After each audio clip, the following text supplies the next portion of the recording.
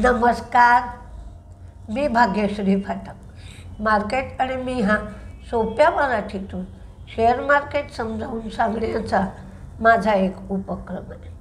13 आणि 14 तारखेला मी कोर्स ठेवला आहे. ऑफलाईन आहे, ठाण्याला आहे. फंडामेंटल टेक्निकल दोन्हीही शिकवणार. स्टेशनच्या जवळ आहे. तुम्हाला जर चौकशी करायची असेल तर मोबाईल नंबर 9699615507 9699615507 या नंबरचा उपयोग करून तुम्ही कोर्सची चौकशी करू शकता. आता आजच्या मार्केटकडे वळूया. आजच्या मार्केटमध्ये काही गोष्टी थोड्याफार पुन्हा बदलू लागल्या, पण दोन्हीही बाजूची साईड आहेत. सीसॉसारखी स्थिती आहे. म्हणजे फॉरेन इन्व्हेस्टर्सची विक्री कमी झाली आहे. त्याचबरोबर पुट शॉर्टिंग वाढलं आहे. हे चांगलं साईड आहे. म्हणजे जेव्हा लोक पुट घेतात तेव्हा मंदीची चिन्ह असतात आणि पुट रायटिंग करतात तेव्हा तेजीची चिन्ह असतात. या दोन्हीही गोष्टी थोडेसे साईन मिळत आहेत की मार्केट सुधारत आहे. काल ओरॅकलचा शेअर अमेरिकन मार्केटमध्ये 36% वाढला आणि ओरॅकलचे प्रमुख लॅरी एलिसन हे जगातले सर्वात श्रीमंत गृहस्थ ठरले. एलॉन मस्क माघारी गेला. त्यांचा होलसेल प्राईस इंडेक्स कमी झाला. त्याबरोबर ट्रम्पने सांगितलं की रेट कट केले पाहिजेत.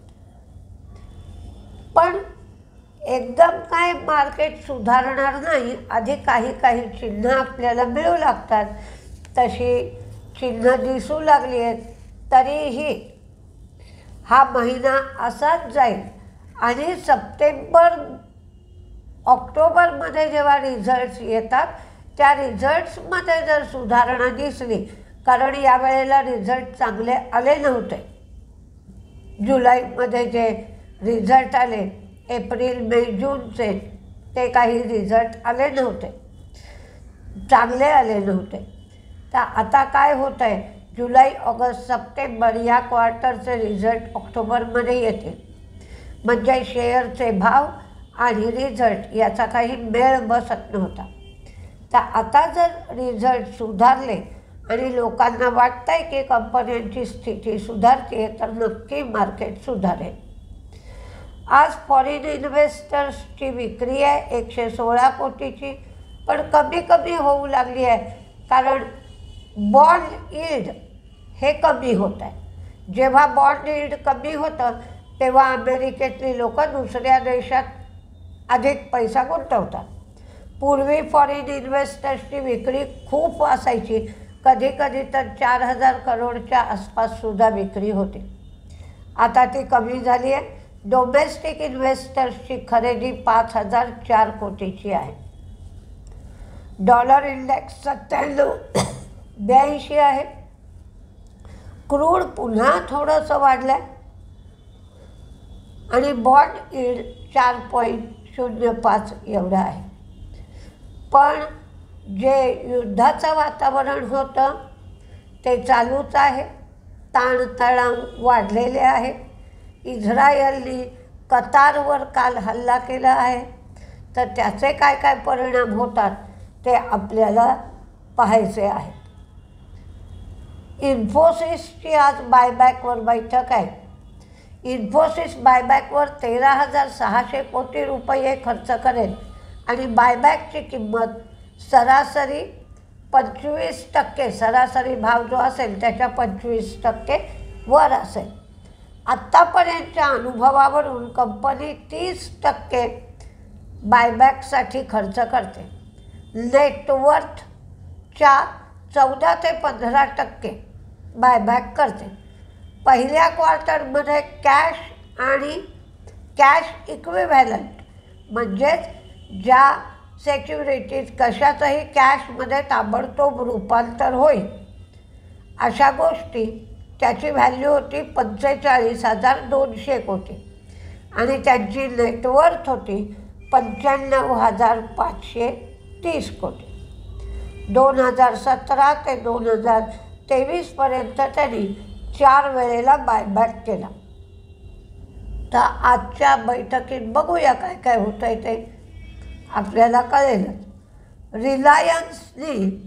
रिलायन्स इंटेलिजन्स ही होल्ली ओन सबसिडियरी स्थापन केली. Shipping corporation of India. Shipping कॉर्पोरेशनने second hand gas carrier 54,534 metric ton DWT कपॅसिटीचा शिवालिक हा घेतला आहे gas carrier. Torrent Pharma, Torrent Urja 27मध्ये 26% स्टेक ते घेणार आहे. बँक ऑफ बरोडा 12 सप्टेंबरपासून 10 बेस पॉईंट एवढा ते रेट कट करतायत. आता रेट 7.85% होईल. रोलेक्स रिंग 4 ऑक्टोबर स्टॉक स्प्लिटसाठी रेकॉर्ड डेट आहे. तेगा मॉलिकॉपमध्ये ते 100% स्टेक घेत आहेत. GOCLवर बंधनं घातली होती. ते बीड करू शकत नव्हते. कोल इंडियाने हे नियंत्रण ठेवलं होतं. मग ते कोर्टात गेले आणि मग त्यांचा पिरियड कमी झाला. आता ते कोल इंडिया आणि इतर PSU बरोबर टेंडरसाठी पात्र ठरले आहेत. रेनबो चिल्ड्रेन राजमुंद्री आंध्र प्रदेश इथे त्यांनी 100 बेडचं हॉस्पिटल काढलं. आता त्यांची बेडची संख्या 2,285 एवढी झाली आहे आणि ते 60 कोटी रुपये खर्च करणार आहेत. डॉक्टर रेड्डीज हे अँटी व्हर्टिगो सेगमेंटमधल्या कंपनीचं $50.5 मिलियन मध्ये ॲक्विजिशन करणार आहेत म्हणून डॉक्टर रेड्डीज दिला. डॉक्टर रेड्डीज हा चार्टच्या दृष्टीनेही चांगला आहे आणि फंडामेंटल न्यूजसुद्धा आहे. श्याम मेटॅलिक्स गिरिधीह या फॅसिलिटीमध्ये क्रॅश बॅरियर मॅन्युफॅक्चरिंग सेगमेंट त्यांनी सुरू केलं. त्याच्यात उत्पादनही सुरू झालं आहे आणि संबळपूरला 50 कोटी रुपये खर्च करून 60,000 मेट्रिक टन पर ॲनम एवढी कपॅसिटी ते करणार आहेत आणि 8 ते 10% मार्केट शेअर घेतील. श्याम मेटॅलिक्स. ॲस्ट्रल कोटिंगमध्ये 20% स्टेक 75 कोटीला घेणार आहे. RVNL 169.48 कोटीची ऑर्डर त्यांना वेस्ट सेंट्रल रेल्वेकडून मिळाली आहे. Eicher motor CNG, LNG, diesel याच्यावर चालणाऱ्या बस आणि ट्रकसाठी त्यांचा GST कमी झाला आहे. 28% 18% झाला आहे. तर हा GSTचा फायदा ते ग्राहकांना देणार आहेत. बजाज फिनसर्व यांचा अंडर रिटर्न प्रीमियम ऑगस्टमध्ये 2,063 कोटी झाला आणि ऑगस्टपर्यंत 9,335 कोटी एवढा झाला आहे.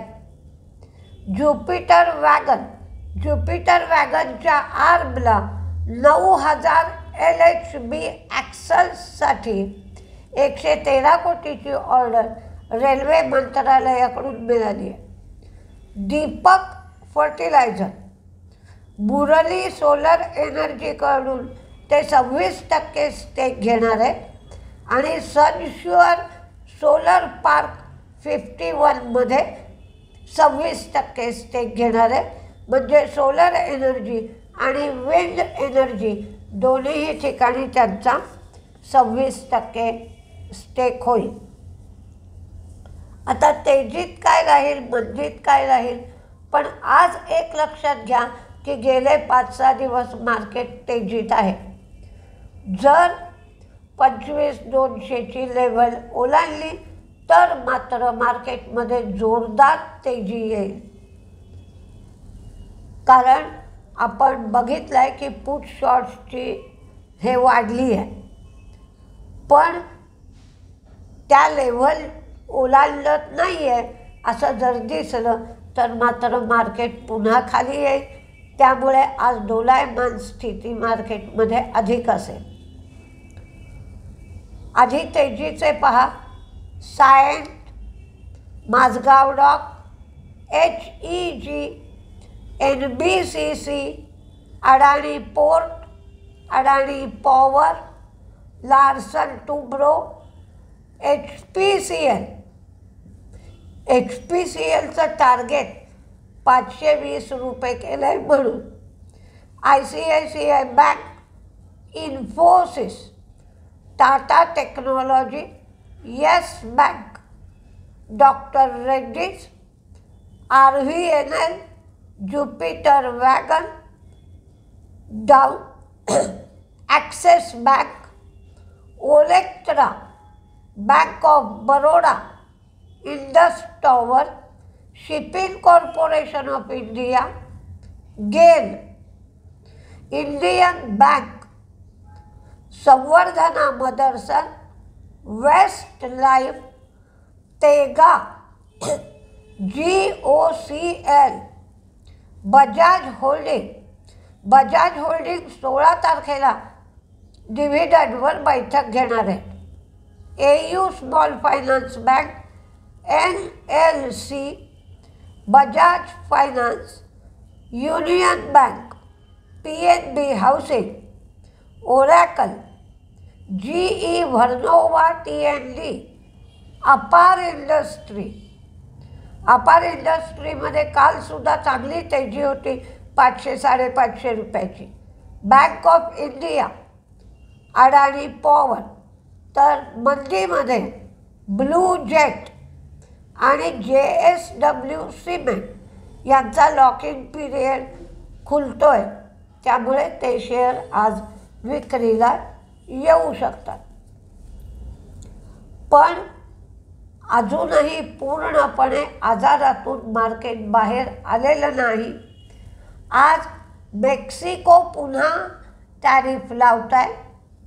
तर या टॅरिफचा त्रास भारत, चीन सगळ्या देशांना होणार आहे.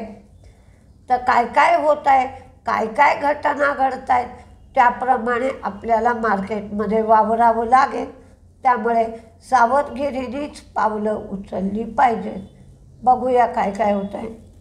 नमस्ते.